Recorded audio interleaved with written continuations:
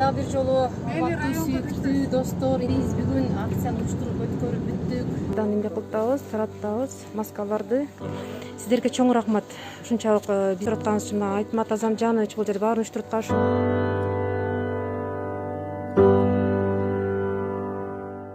Чыкпашты эскертебиз. Ошондой эле көчөгө зарыл иш менен чыкканда сөзсүз эрежелерди сактаңыздар.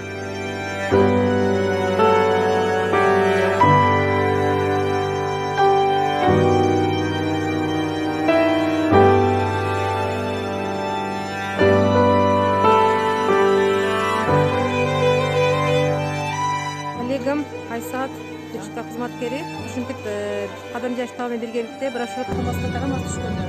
Баарыңыздарга ден соолук. Баарыбыз буйса жеңебиз. Самый главный стресске түшпөңүздөр алдында. Маалыматка суу турушкан экен, көптөгөн суроо беришти, кантем, нетем депчи. Мындай иш-чарада баарыбыз биримдикте иштедик, чарчаганыбызды билбей, ач калганыбызды билбей иштедик. Мен терең ыраазычылык айтып кетемин. Кадамжай районунун администрациянын башчысынын орун басарыга, Берикбай Низамовнага, Кадамжай жардам штабынын координаторлору Венера Айтмат Азамжанович, жана врачи